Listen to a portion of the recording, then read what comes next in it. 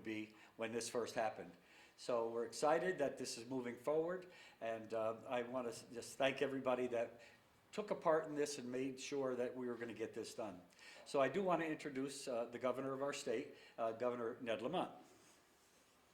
All right, well, thank you, Mayor Rilling and everybody, and I'll just reiterate what Harry said. Just imagine it was 5:30 yesterday morning when a passenger car came in, sideswiped the tractor trailer as well as the fuel truck. The fuel truck catches on fire burning underneath the bridge. The bridge is found to be incredibly unstable, and here we are a little more than 24 hours later, and that bridge is going to be down very soon. The shears are coming in, lift off the final piece of this, get the asphalt back in place, and hopefully, a lot of links in the chain, we get I-95 going in both directions on Monday. Big hats off to the people standing behind me, the folks who have been here since 5:30 yesterday morning, here 5:30 again this morning as we start getting this bridge replaced and what we got to do going forward. You know, I've been on the phone with Pete Buttigieg. I'm here with Senator Blumenthal, who's got some announcements in terms of what we're doing to make sure we get federal support. We declared our emergency declaration yesterday. Hopefully that puts us in the front of the line, make sure we get the federal support we need.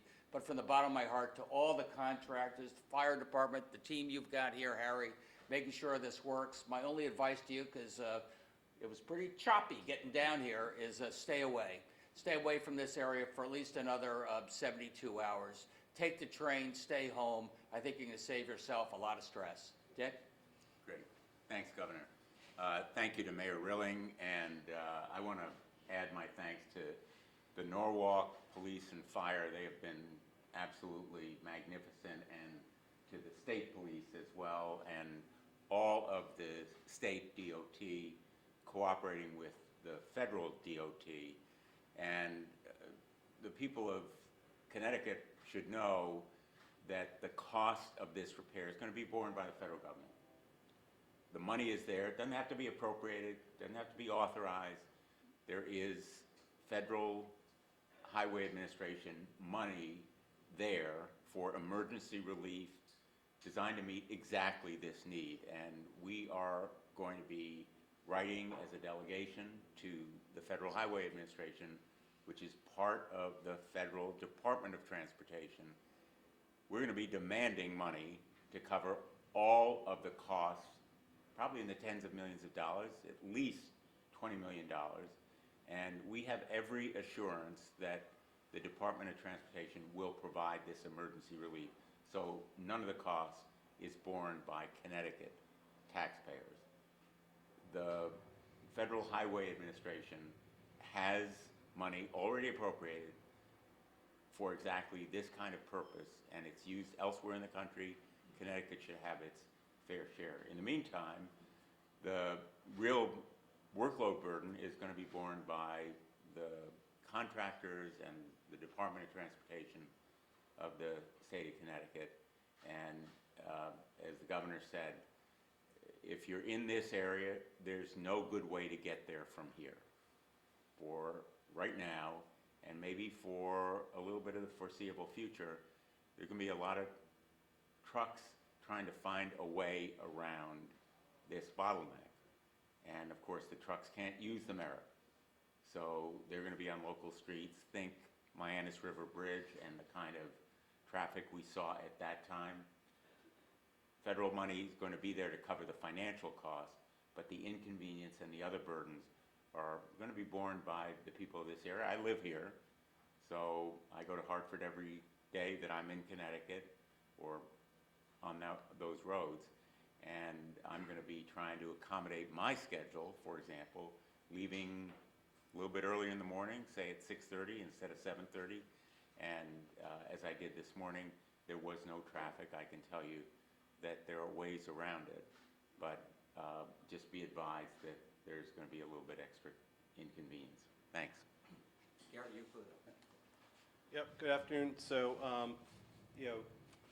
Connecticut Department of Transportation, working with the contractor on scene, Yonkers Construction, is currently in the midst of demolishing the existing bridge that is out there, bridge number 55. Quite a lot of work has been done in just the past few hours. Once the concrete is removed from the structure, we have equipment on the way, large shears that will be able to remove the actual beams from the bridge. Once that is completed, we will then begin to remove debris, and then we will be able to resurface the roadway, hopefully opening up in time for rush hour morning traffic Monday morning. Do want to thank all the first responders, law enforcement who have been providing traffic control to allow us to do our work. But my request to the public would be to please be patient.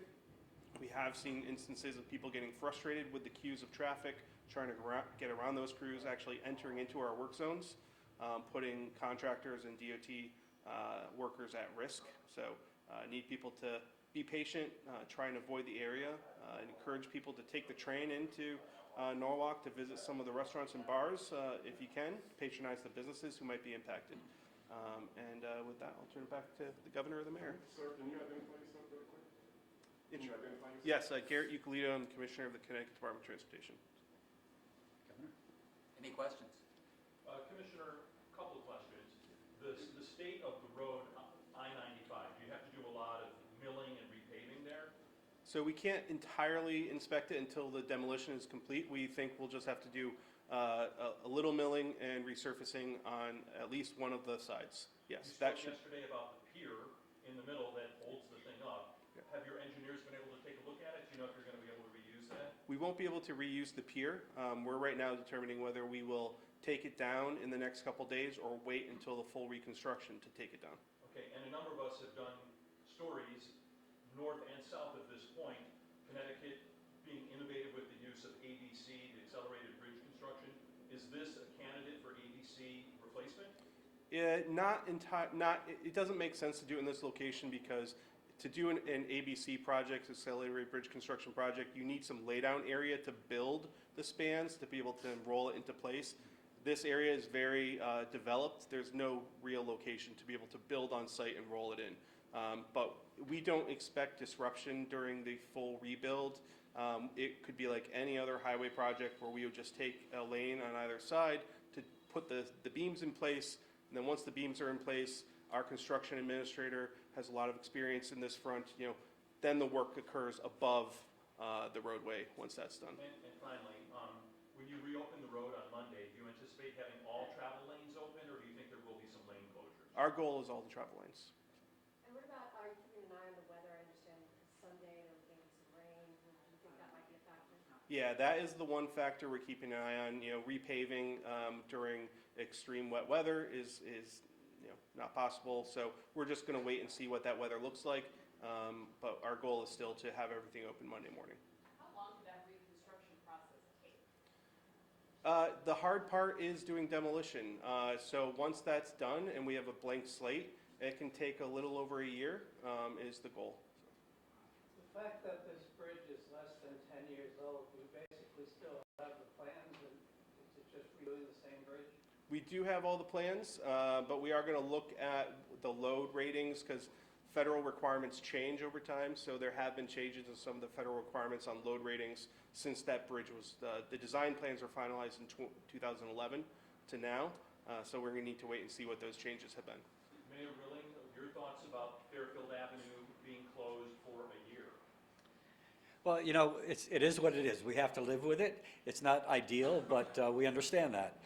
It was closed before when they were reconstructing the bridge 8 years ago, and it'll be a little bit of an inconvenience. And as you heard the commissioner and the mayor, the governor, and the senators talk about driving around Norwalk, it's going to be an inconvenience that we're going to have to deal with. Regarding the crash, is there an update on the investigation? Who's responsible? If they will be held accountable?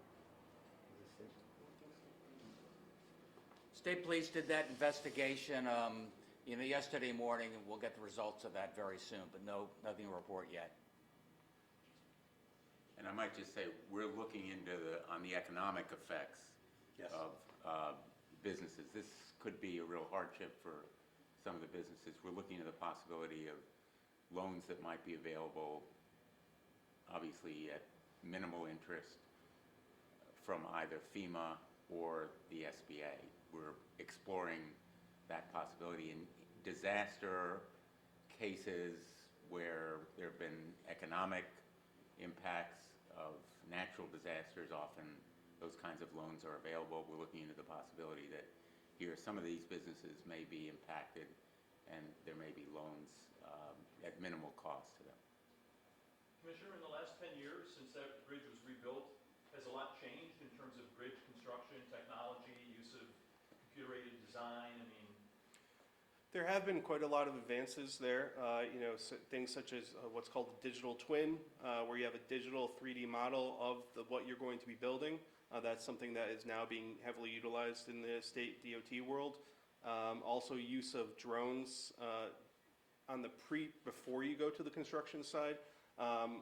In this instance, a lot of those may not be necessary because we've already, advanced quite a bit in this process where we have some designs already. We're going to dust those off, see what needs to be updated. But the hope is that advances since the last designs were finished in 2011, it might be a little bit easier.